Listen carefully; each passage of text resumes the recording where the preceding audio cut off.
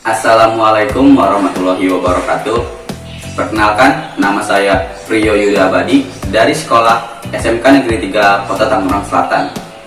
Saya akan menjelaskan tentang PGMFI. Apa itu PGMFI?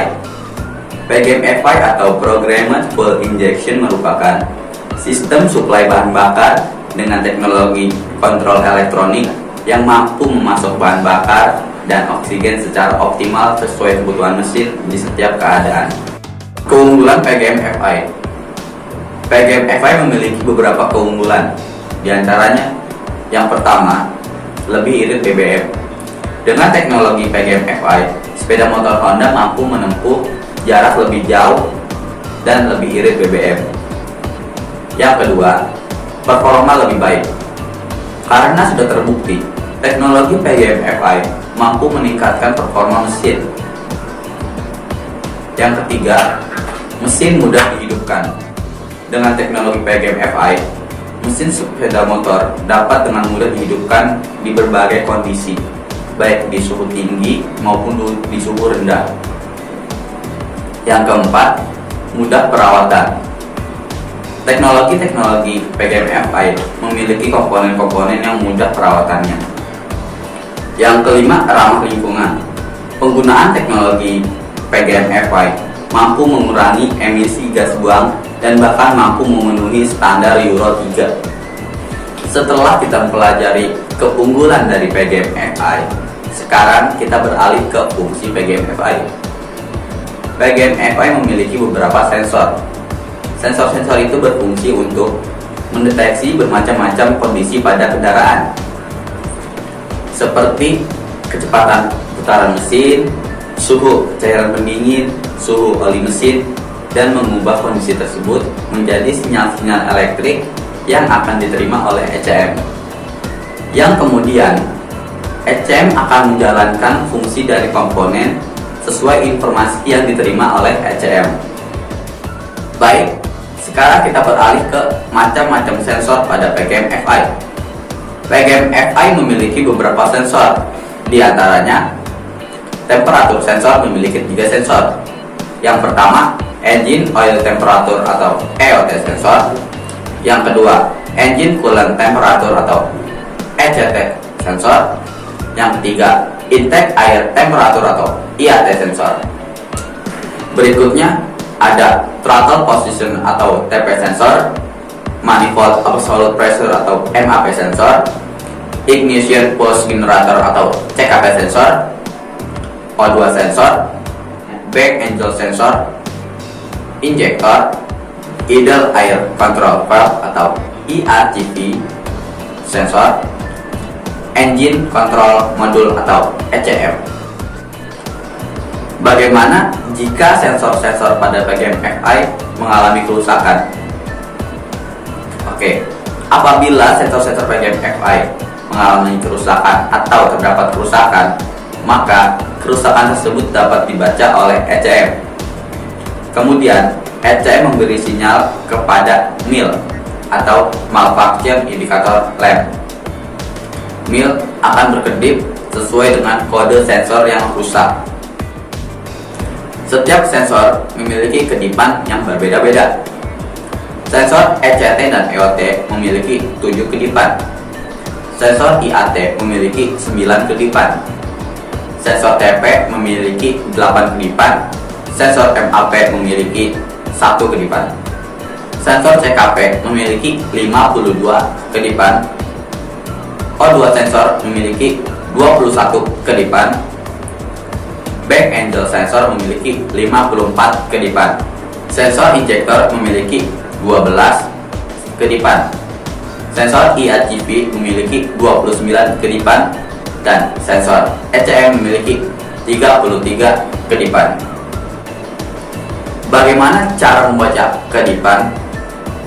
Kedipan terjadi pada MIL atau Malfunction Indicator Lamp. Terdapat 2 jenis kedipan, yaitu kedipan pendek 0,3 detik dan kedipan panjang 1,3 detik. Oke, seperti materi sebelumnya, MIL akan berkedip sesuai dengan kode kegagalan. Bagaimana cara membaca kedipan? Kedipan terbagi menjadi dua jenis, yaitu kedipan pendek dan kedipan panjang.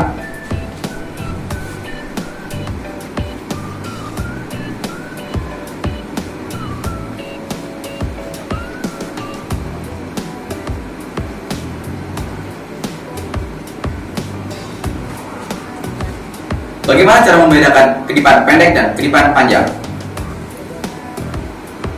Kedipan pendek berdurasi 0,3 detik.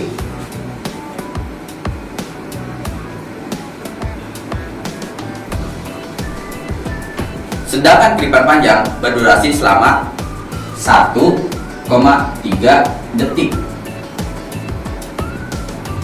Selisihnya itu 1 detik. Jika satu kedipan pendek bernilai 1 kedipan, sedangkan satu kedipan panjang berarti 10 kedipan.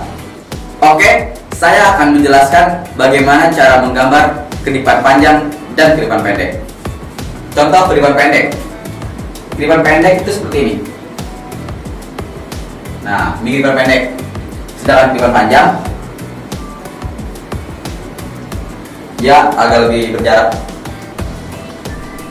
Kita ambil contoh ECM.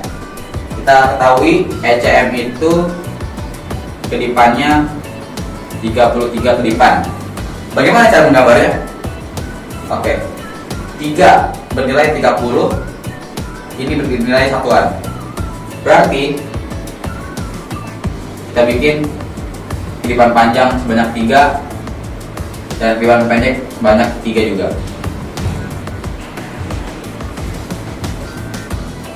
Jadi ini bernilai 10, ini 10, ini 10, ini 1, 1, dan 1. Baik, itulah materi tentang gambar kedipan. Sistem PJMFI dapat dibagi menjadi 3 subsistem. Yang pertama, sistem pemasukan udara. Yang kedua, sistem suplai bahan bakar. Yang ketiga, sistem kontrol.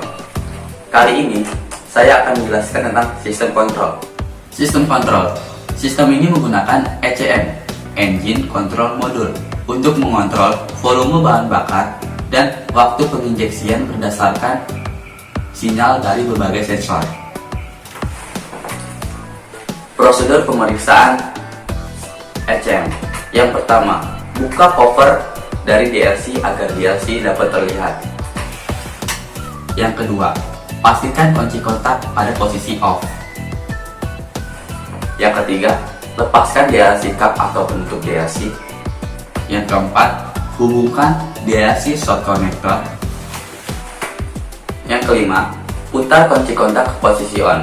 Histori kegagalan yang disimpan oleh ECM dapat dibaca.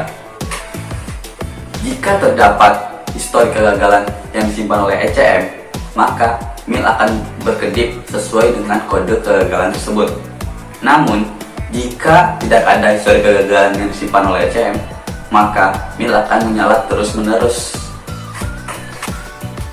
Apabila terdapat histori kegagalan, maka kita harus mereset ECM tersebut.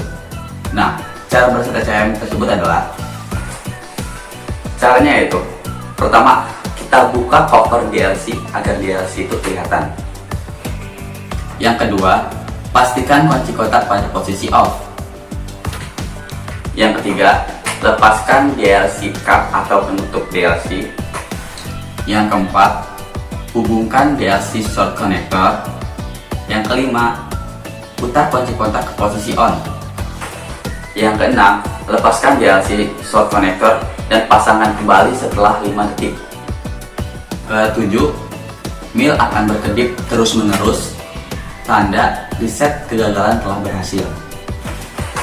Yang terakhir, pastikan kunci kontak pada posisi off dan lepaskan DLC konektor dan tutup kembali DLC. Oke, kali ini saya akan jelaskan bagaimana cara mereset TP. Cara mereset TP ada beberapa tahapan. Yang pertama, pastikan kunci kontak pada posisi off. Yang kedua, lepaskan penutup DLC. Yang ketiga, lepaskan sensor TP dan hubungkan terminal-terminal dari sisi kabel dengan kabel jumper. Yang keempat, hubungkan DLC short connector. Yang kelima, putar kunci kontak ke posisi on.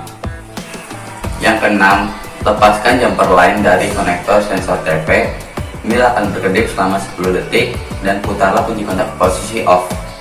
Yang ketujuh, pasang kembali sensor TP dan lepaskan DLC short connector dan ketutup lagi DLC dengan penutupnya. Yang kesembilan, hidupkan mesin pada putaran stasioner dalam waktu 20 menit. Itulah cara mereset TP. Oke, sekarang kita beralih ke altitude.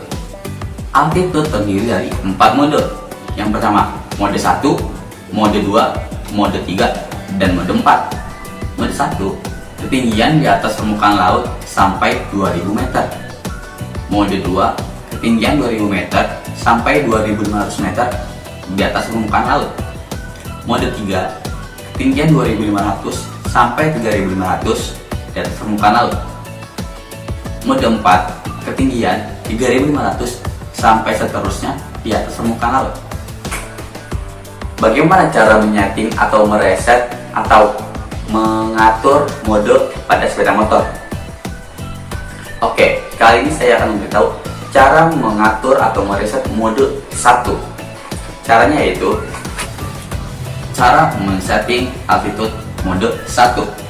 Yang pertama, pastikan kunci kontak pada posisi off. Yang kedua, lepaskan cover sehingga DLC kelihatan. Yang ketiga, lepaskan DLC cap dan pasangkan DLC short connector. Yang keempat, buka handle gas dan tahan.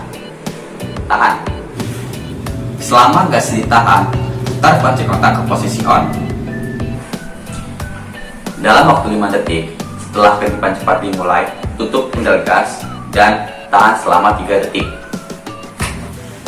Jika proses ketinggian mode 1 telah berhasil, maka mil akan berkedip pendek secara terus-menerus dan putar kunci kontak ke posisi off. Itulah cara men-setting altitude mode 1. Oke, itulah beberapa penjelasan dari saya tentang PJM-FI. Kurang lebihnya mohon maaf. Sekian dan terima kasih. Wassalamualaikum warahmatullahi wabarakatuh.